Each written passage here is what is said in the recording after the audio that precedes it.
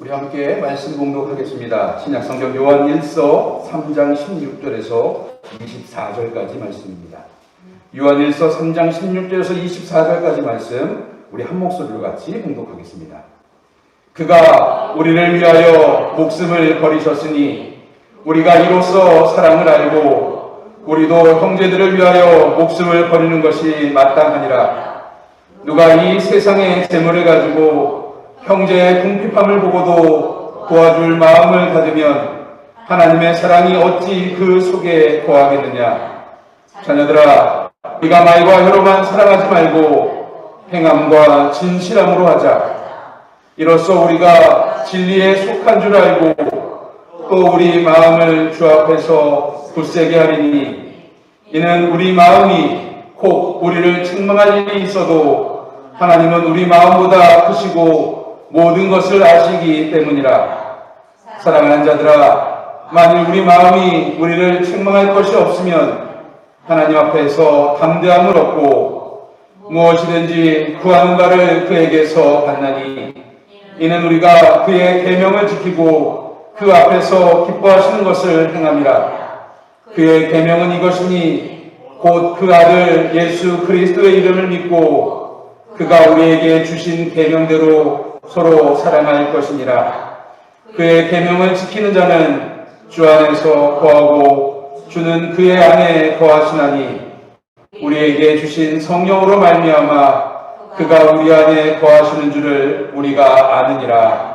이는 하나님의 말씀입니다. 아멘.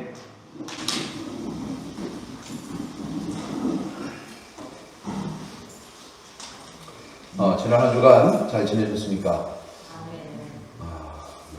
아멘 소리가 그렇게 크지 않은 거 보니까 잘 못 지내신 것 같아요. 코로나 확진자 수가 600명, 700명을 계속 오가면서 아마 많은 분들이 불안해하고 또 걱정이 많으신 줄 압니다. 이 예배를 통해 하나님과 만나고 또 하나님께서 주시는 은혜를 누리는 귀한 시간 되기를 주님의 간절히 축복합니다. 기도를 하다가 보면, 여러분 어떻게 기도하세요? 저는 기도를 하다 보면 제 기도가 참 유아적인 기도라고 하는 생각이 드는 기도를 할 때가 있어요. 무슨 얘기냐면, 하나님, 내가 가만히 여기 있을 테니까, 내가 주의 십자가 앞에 가만히 있을 테니까 채워주십시오. 가득 채워주십시오. 그렇게 기도하는 내 모습이 보이기 시작합니다. 여러분, 이게 늘 적당한 건 줄 알았어요. 그리고 이게 늘 가능한 일이라고 생각했어요. 그런데 하나님이 응답하시는 걸 가만히 보니까요, 나는 풍성하게 차고 넘치도록 채워달라고 기도했는데 하나님 늘 어떻게 응답하세요? 간당하게 응답하세요. 하나님 가끔 얄미울 정도로 간당하게 응답하시는 거예요. 나는 좀 많이 부어주시면 이걸 가지고 이웃도 사랑하고 여러 가지도 하고 싶고 뭐 이런 기도를 하면 하나님이 딱 사랑할 만큼만 채워주시는 그 하나님을 경험하게 됩니다. 우리가 좋아하는 성경 구절 중에 시편 81편인데 잘못 나왔네요. 81편 10절 말씀인데 잘못 나왔습니다. 시편 81편 10절에 보면, 나는 너를 애굽 땅에서 인도하여낸 여호와 내 하나님이니 내 입을 크게 열라 내가 채우리라. 여러분 읽어보셨죠? 많이 들어보신 말씀이긴 합니다. 그렇죠? 시편 81편 10절의 말씀을 가만히 들여다보면 우리의 기도가 어디에 있는지, 우리의 관심이 어디 있는지를 이 본문을 가지고, 이 성경 구절 한 구절을 가지고 우리가 알 수 있어요. 여러분 여기에 나와 있는 이 성경 구절에 여러분들은 어디에 방점을 찍고 계세요? 많은 사람들이 모르겠어요. 여러분들은 모르겠는데 저는 내 입을 크게 열라 내가 채우리라. 저는 시편 81편 10절을 보면서 늘 하나님 내 입을 크게 열 테니까, 진짜 찢어지도록 크게 열 테니까 흔들어서 차고 넘치도록 좀 부어주십시오. 그렇게 기도했던 때가 있었어요. 여러분, 그런데 이 성경을 가만히 읽어보면 하나님의 마음이 보여요. 시편 81편 10절에 사람들의 욕심이 보이기도 하지만 거꾸로 이 본문에 하나님의 마음이 보이기도 합니다. 이 성경 구절의 핵심이 뭘까요? 여러분 뭐 같아요? 설마 제가 내 입을 크게 열라 내가 채우리라 그걸 가지고 이게 이 본문의 방점이고 핵심이다라고 말하겠어요? 그러면 이렇게 이야기하지 않았을 거예요. 오늘 본문의 가장 핵심되는 말씀은 뭐냐면 나는 너를 애굽 땅에서 인도하여 낸 어떤 하나님이요? 여호와 너의 하나님이라는 거예요. 하나님의 마음이 가장 중요한 마음은 뭐냐면요. 너의 하나님이 되기 원한다. 그거예요. 그러면 여기에 핵심이 잡히기 시작하면 그 뒤에 부분이 아주 정확하게 이해되기 시작합니다. 내 입을 크게 열라 내가 채우리라. 하나님 뭘 채우실 거예요? 하나님을 채우실 거예요. 하나님 마음을 채우실 거예요. 하나님의 말씀을, 하나님의 진리를, 하나님의 사랑을 채우실 거라는 거예요. 그러면 오늘 우리가 읽은 성경 구절과 오늘 설교의 제목을 가만히 들어보면 설교의 제목이 무슨 뜻인지 알아요. 무엇이 넘치는 삶인가요? 무엇이 넘치는 삶이어야 돼요? 하나님이 넘치는 삶이어야 돼요. 자, 이걸 설교 끝 였으면 좋겠지만 좀 이어가겠습니다. 자, 우리는 가만히 있으면서 내 삶의 모든 것들을 하나님 채워주십시오. 이런 유아기적인 기도를 할 때가 너무 많이 있습니다. 하지만 이 구절의 핵심처럼 내 삶의 깊은 곳에서 발견되는 하나님이 존재합니다. 그 하나님은 우리에게 과거한 것을 요구하신 하나님이 아니었어요. 그저 나는 너의 하나님이고 싶다. 나는 너와 함께 있고 싶다. 여러분 요즘에 이런 것들이 문제가 되는 시대를 살아보고 있어요. 한 남자가 여자를 좋아해요. 그래서 그 집 앞에 가서 매일 그 여자를 기다렸어요. 얼마 전에 서울에서 실제로 있었던 사건이잖아요. 게임을 하다가 만난 여자가 너무 예쁘니까 그 집 앞에 가서 매일 기다렸어요. 그러다 보니까 그 집의 사정을 다 알게 됐어요. 언니하고 동생하고 엄마하고 세 여자가 산다는 걸 알게 됐어요. 그리고 그 집에 드나들기 시작합니다. 그러다가 이 여자가 자꾸 거리를 둬요. 너무 가까이 오니까 거리를 두기 시작해요. 그러니까 이 남자가 계획을 세워가지고 그 남자 집에, 그 여자 집에 택배 온 것처럼 퀵서비스가 온 것처럼 가서 문을 열어드려서 동생을 죽이고 엄마를 죽이고 맨 마지막에 자기가 좋아하던 그 여자가 됐을 때 그 세모녀를 다 죽이는 사건. 뉴스에서 보셨을 거예요. 세모녀 사건이라고 말하는 그 사건 보셨을 거예요. 제가 왜 이렇게 흉악한 얘기를 하냐면 이게 중요한 거예요. 나는 너를 좋아하는데 너는 나를 좋아하든 말든 나는 내 옆에 있고 싶어. 이건 범죄라는 거죠. 그렇죠? 이게 범죄예요. 그렇죠? 하나님은 우리에게 말씀하셨어요. 나는 너를 좋아하는데 네가 좋아하든 말든 내 옆에 있고 싶어. 그렇게 말씀하시는 분이 아니에요. 나는 너를 좋아하는데 너는 마음이 어떠니? 나는 너의 하나님이 되고 싶어. 라고 말씀하시는 거예요. 그러면 하나님이 범죄하게 하시는 게 아니라 우리가 그 마음을 어떻게 받아들이냐에 따라서 우리의 삶의 모습이 달라질 수 있는 거예요. 우리는 하나님과 함께 있고 싶을 때가 있어요. 어떤 때냐면 어려운 일이 내게 다가왔을 때, 연약한 마음이 있을 때, 필요가 있을 때, 결핍이 있을 때, 필요에 의해서 하나님이 요구되고 하나님과 함께 있고 싶다라고 이야기해요. 구하거나 찾는 일에 하나님의 요구가 응답되어야 된다라고, 그렇게 반드시 하나님께서 역사하셔야 된다라고 그렇게 기도했습니다. 하지만 정작 평안할 때는, 기쁨이 넘칠 때는, 피곤할 때는, 졸릴 때는 하나님이 필요하셨나요? 우리는 우리에게로 오셔서 너의 하나님이 되고 싶다라고 우리에게 고백하시는 그 하나님께 어떤 삶으로 하나님과 동행하며 살아가고 있습니까? 제가 설교를 준비하면서 돌아봤습니다. 제가 성경 구절에서 잠이 안 올 때 제일 좋아하는 성경 구절은 하나님이 사랑하시는 자에게 잠을 주시나니 이 말씀이었어요. 그런데 제가 잠이 안 올 때 늘 들고 있는 건 성경 구절이 아니라 유튜브였어요. 넷플릭스였어요. 휴대폰이었어요. 컴퓨터였어요. 읽고 싶은 책이었어요.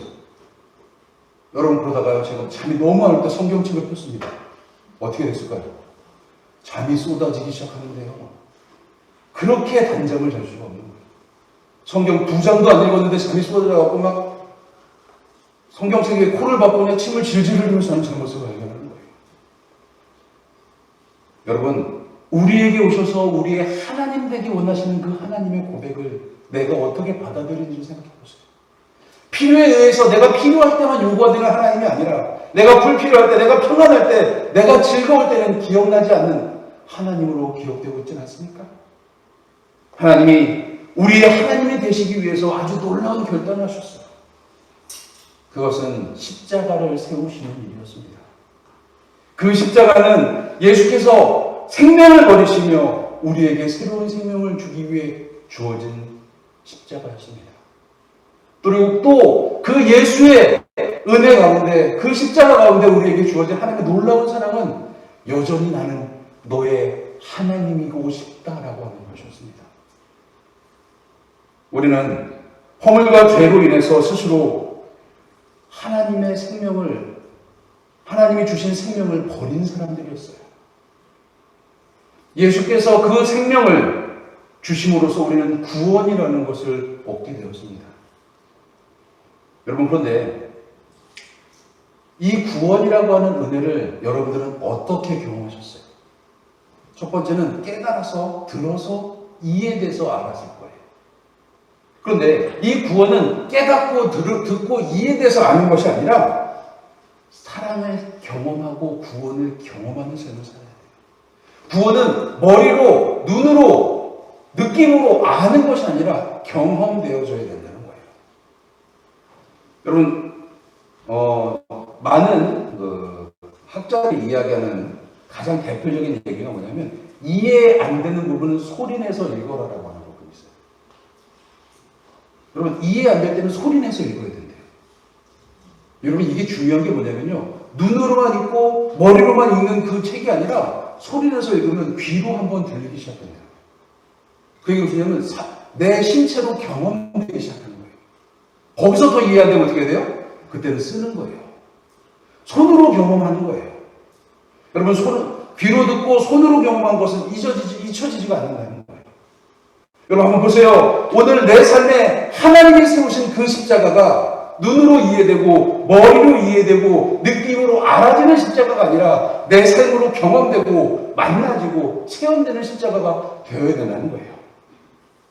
우리는 이 깨달은 것을 사랑을 알게 되었다라고 표현합니다.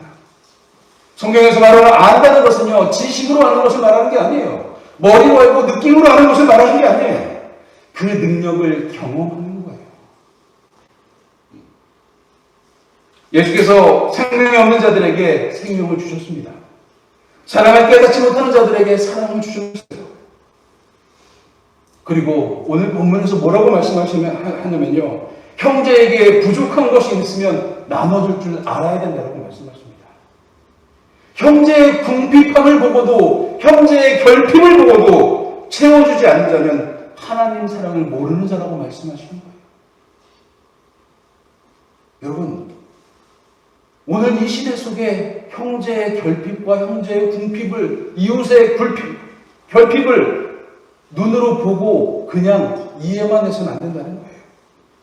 예수의 삶을 경험하고 체험하고 십자가를 경험한 사람들은 세상 속의 그 결핍들을 함께 채워가는 사람이 될 수 있어야 된다는 거예요. 감리교 목사님이면서 시인인 고진아 목사님이 쓴 달개비꽃이라고 하는 시가 있습니다. 제가 지금 화면으로 좀 띄워놓고 제가 읽어드릴게요. 제가 목소리는 그렇게 좋지 않지만 좀 눈으로 보면서 귀로 한번 들어보세요. 세상은 널 받아주지 않는다. 질척거리는 비에 젖은 털복숭이 개꼴로 쥐 죽은 듯 고요한 사제간 뜰하기나 할 일 없이 드나드는 너. 물론 넌 세상이 널 받아주지 않는다고 생각조차 해본 적이 없다.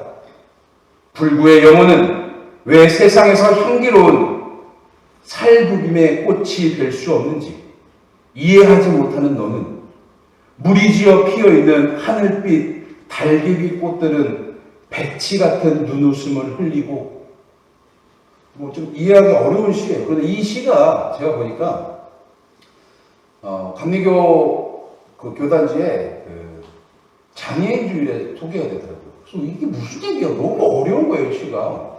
이해되세요? 저 이해가 잘 안 되더라고요. 근데 거기 밑에 이렇게 주가 달리는 걸 이렇게 보니까 시인인 고진아 목사님이 이 달개비 꽃에 대해서 꽃을 보다가 자기네 교회 여인이 떠오른 거예요. 이게 달개비 꽃입니다. 보신 적 있으시죠? 이 달개비꽃은 파란색 이파리가 위에 2개 있고 수술과 암술이 이렇게 달려 있어요. 그런데 중요한 게 뭐냐면요. 요 밑에 요 하얀 것도 꽃잎이라는 거예요.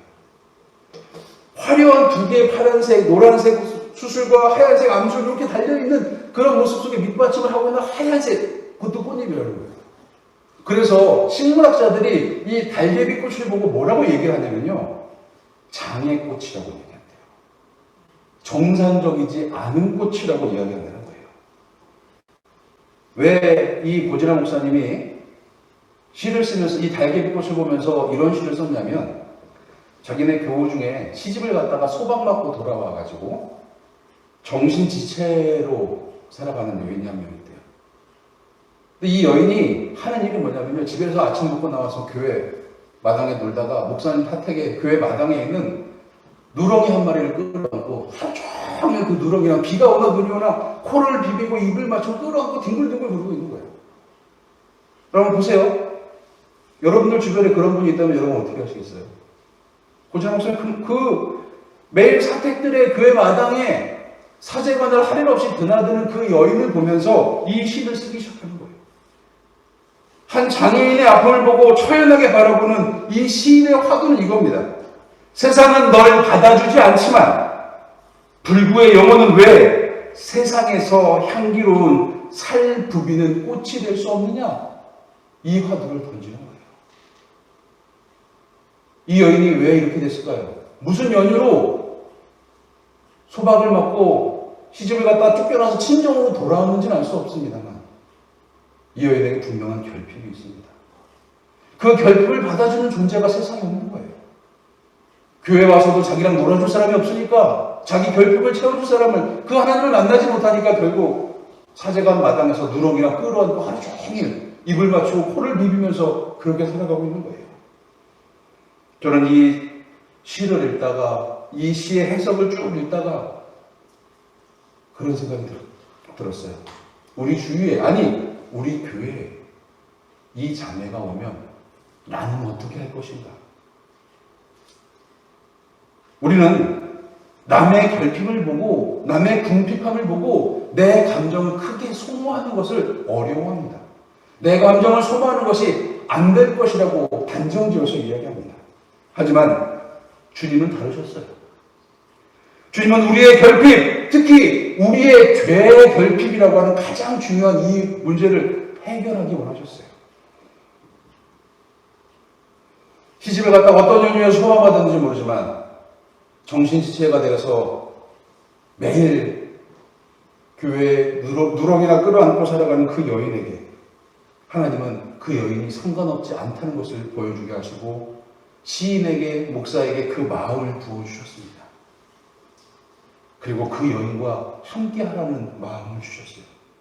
왜 불구의 몸이 살부빔의 꽃이 될 수 없는지를 기억하게 하셨습니다. 우리는 우리의 결핍을 채우시는 주님을 통해서만 자유를 얻는 사람들이 될 수 있어야 합니다. 여전히 누구도 알아보지 못하는 경험을, 결핍의 경험을, 궁핍의 경험을 가지고 살아가는 우리에게 주님은 우리와 함께 하기를 원하셨습니다. 나는 너의 하나님이 되고 싶다 라고 말씀하셨어요. 그러면 그 사랑을 받은 우리들은요, 아직 세상에서 하나님을 모르고 여전히 결핍 속에, 여전히 궁핍 속에 살아가는 그 이웃들에게 어떤 그리스도인이 되고 싶으십니까? 세상은 여전히 주님이 필요합니다. 주님이 보내신 우리가 필요하고 주님의 사랑이 필요합니다. 한국의 교회가 그렇게 많은데도 여전히 복음은 필요하고 주님의 사랑을 전할 사람이 필요합니다.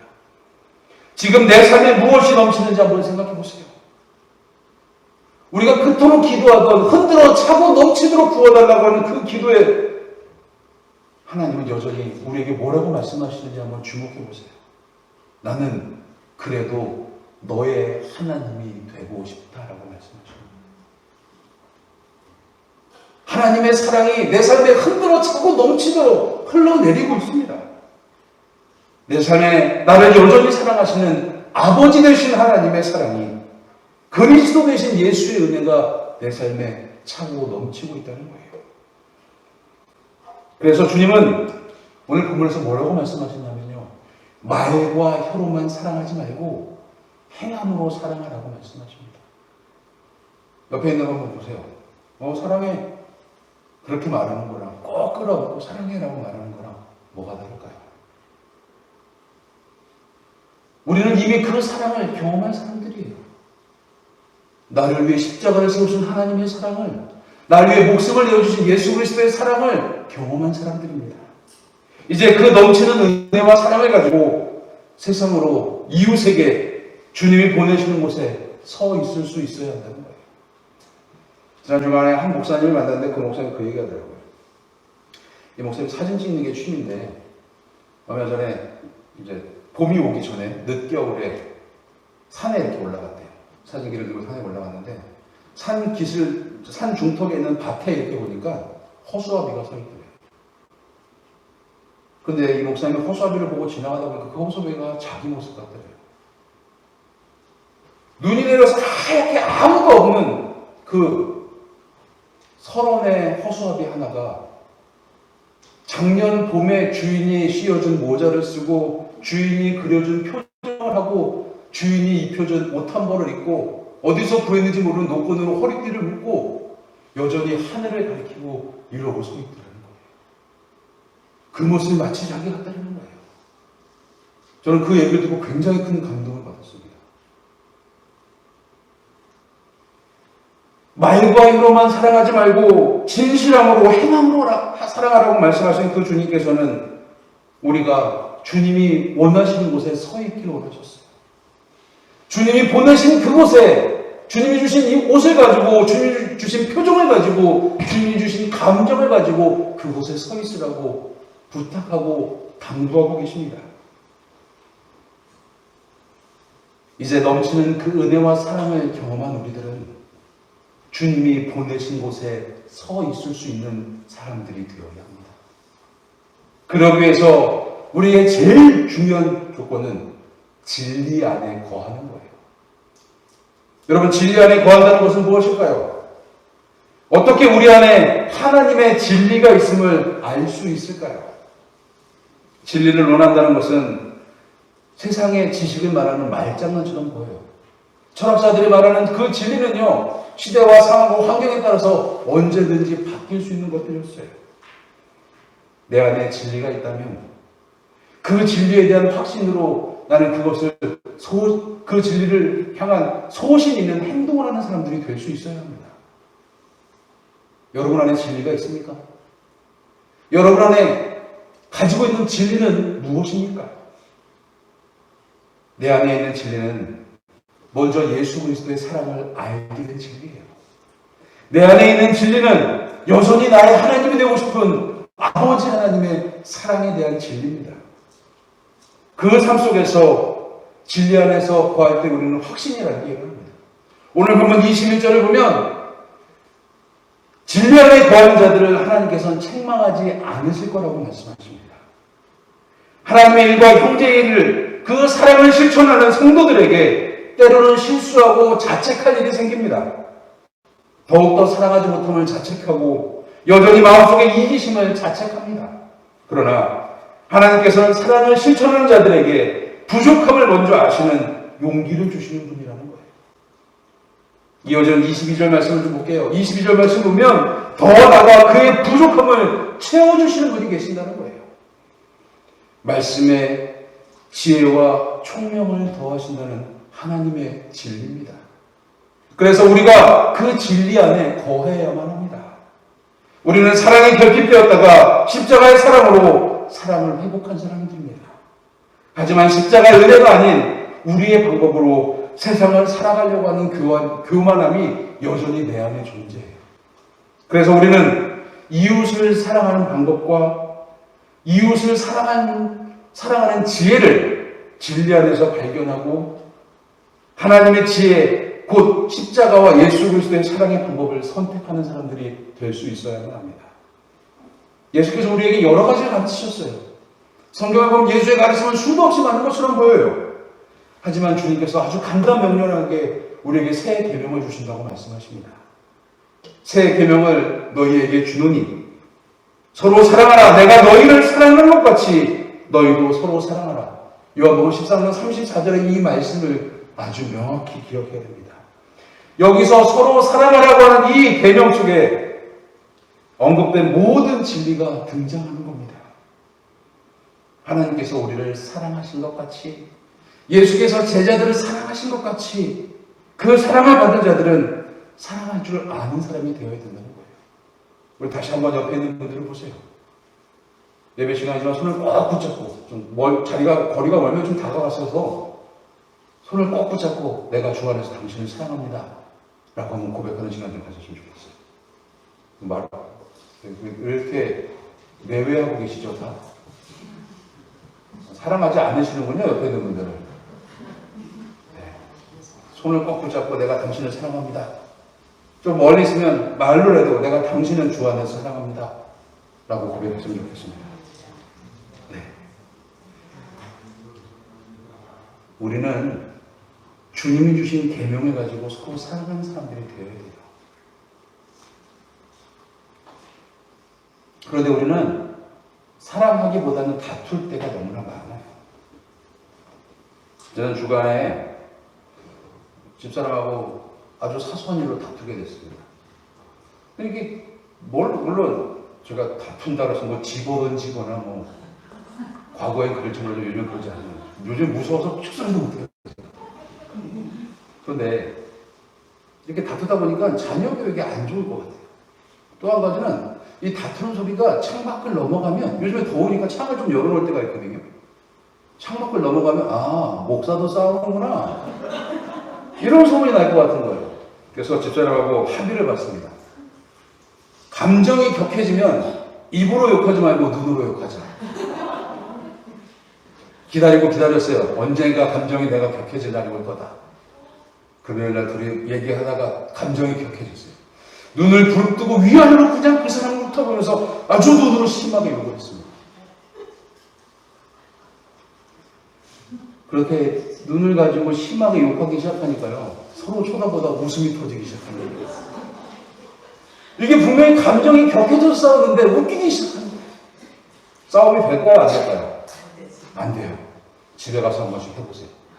남편과 아내와 부모와 자녀 간에 눈으로 욕해보세요.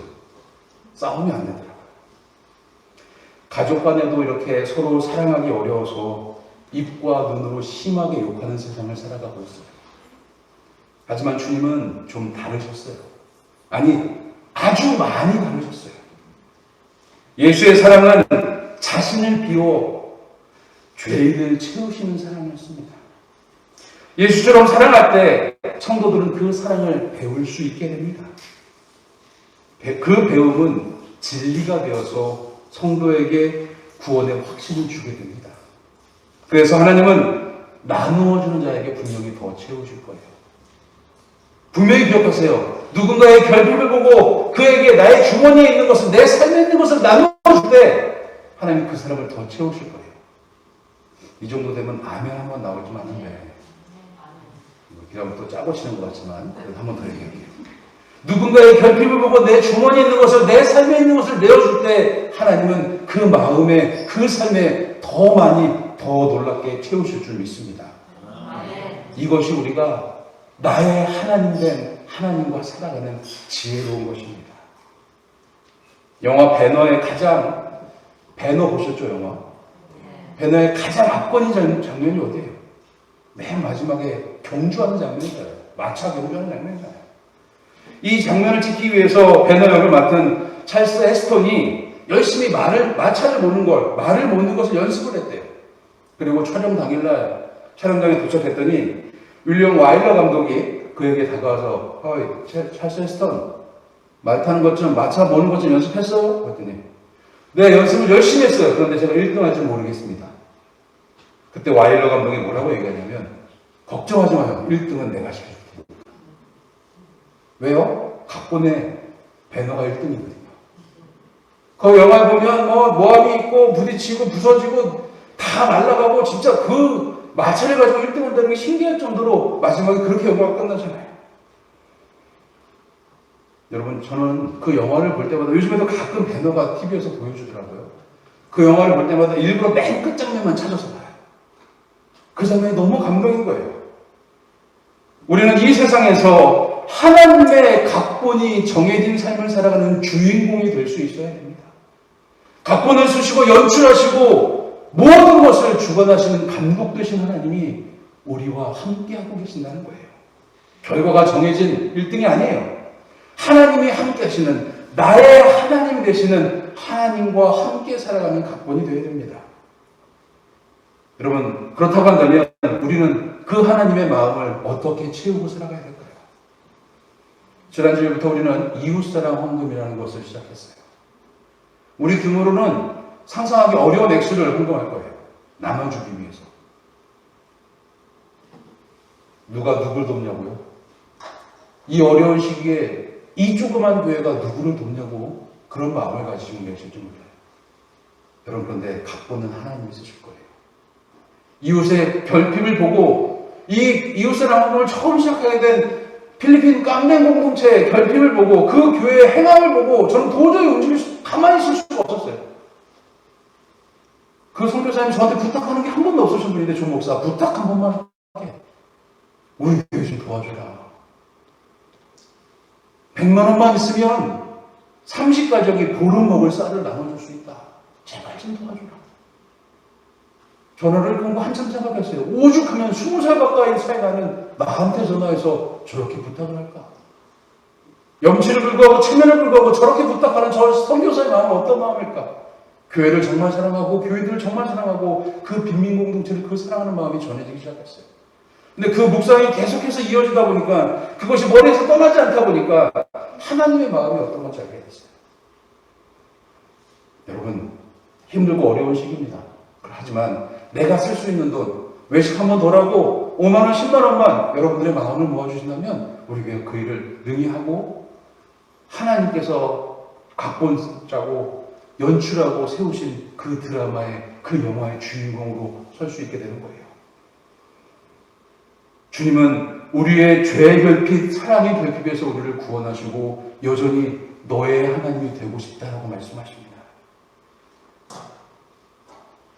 그 하나님과 결핍을 보고도 간과하고 무시하는 그리스도인이 아니라 그 하나님과 살아가는 우리들은요, 그 결핍을 함께 아파하고 그 결핍을 함께 나누는 그리스도인이 될 수 있어야 합니다. 주님은 우리의 선한 목자가 되십니다.